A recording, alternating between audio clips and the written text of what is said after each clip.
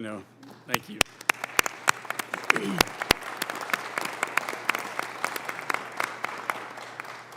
Thank you, Christy. I know Nicole will be so proud. Next, we have the family of Taylor Hoover, Darin Hoover, and Kelly Barnett.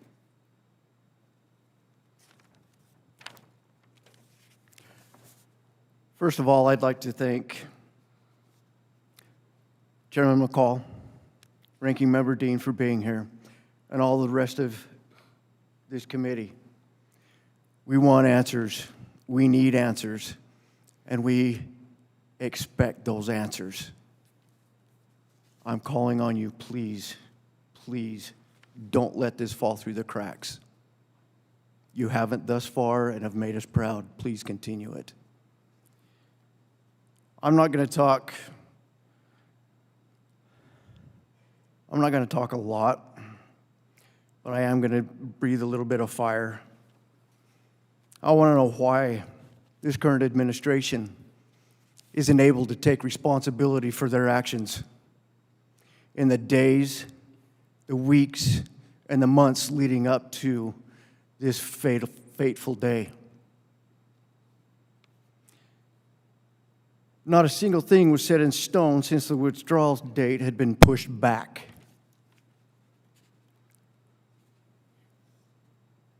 If this timetable had been pushed back a couple of months, why was the evacuation time so truncated and on a specific timeline? On or about August 18th, 2021, General Milley stated this: "There was nothing that I or anyone else saw that indicated a collapse of the Afghan army or this government in 11 days. How is that not possible?"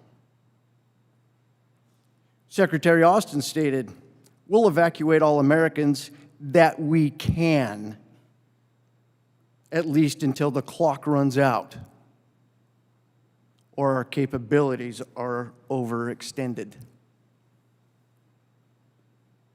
What in the world does that mean? What does that mean? Before the clock runs out? Were there not contingency plans upon contingency plans upon contingency plans executed, made ready in case one plan fell through and another one had to be taken into place? As Chairman McCall said, failure to plan is planning to fail.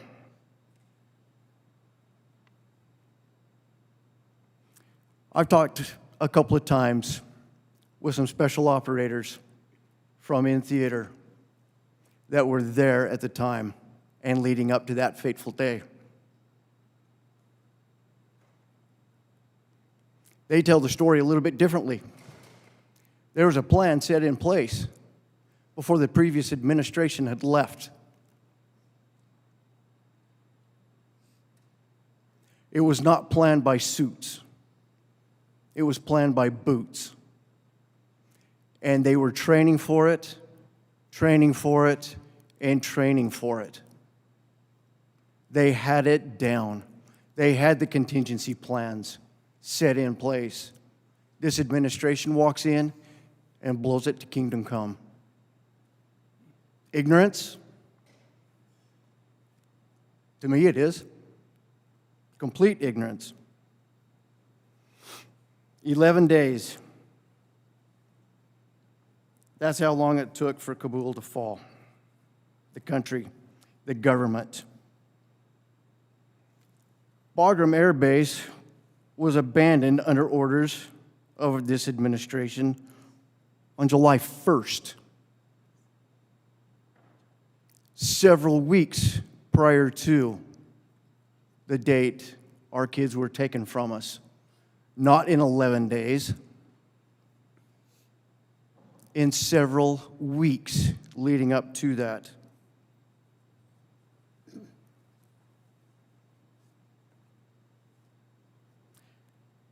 Then he gave up Kabul, our citizens, and our allies to include the interpreters that were there with our men and women in uniform.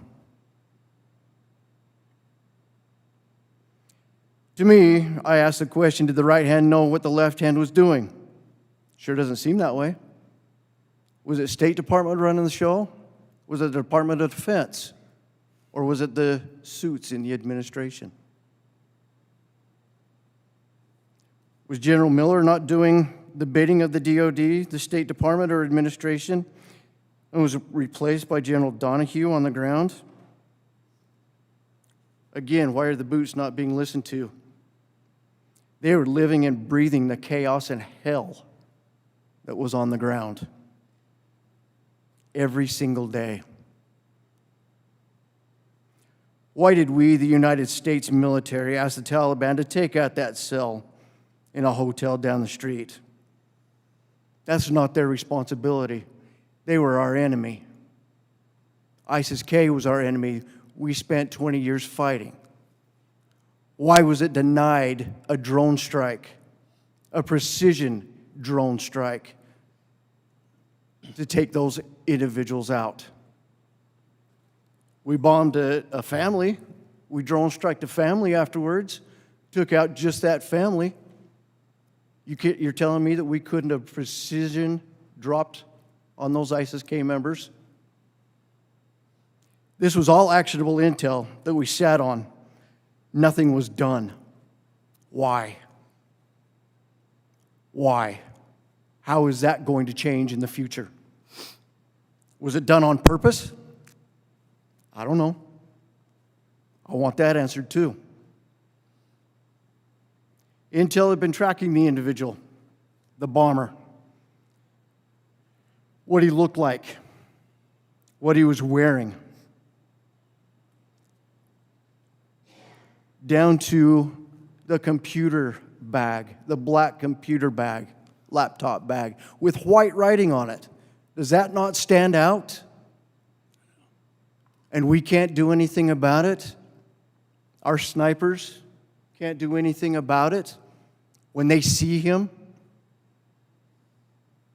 Are we more worried about pissing off the Taliban? Why is that a bad thing?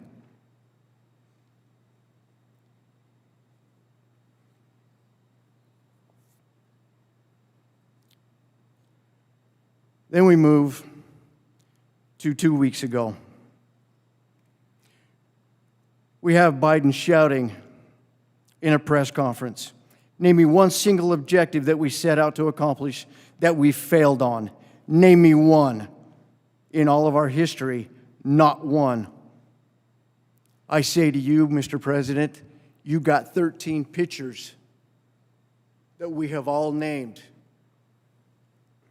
You got 13 that you did not accomplish.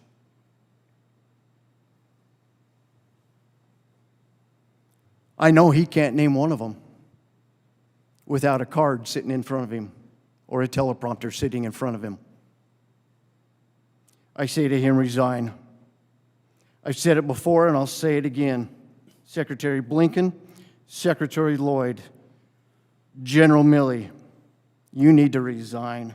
We haven't gotten every piece of information. It's being withheld. Now I move to Lieutenant Colonel Whitehead.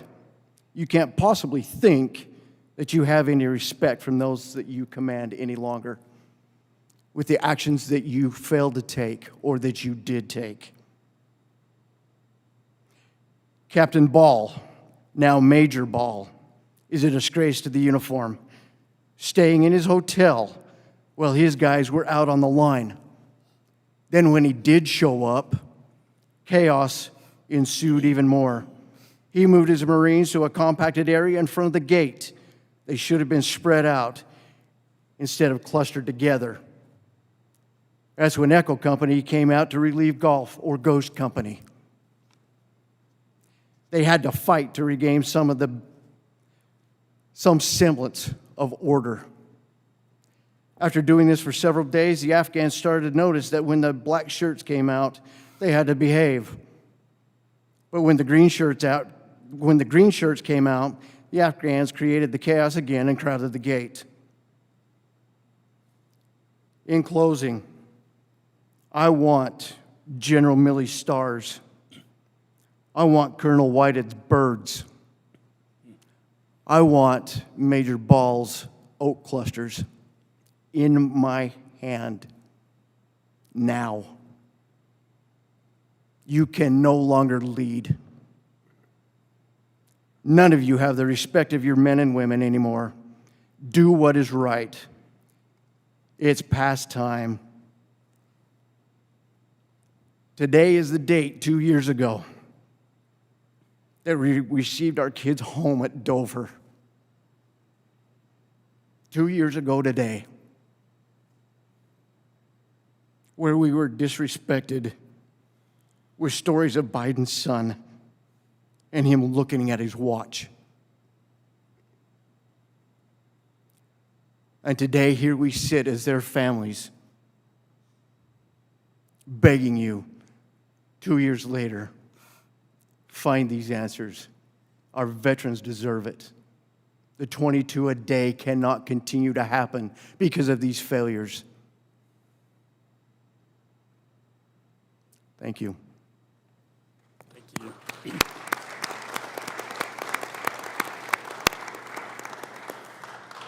Thank you.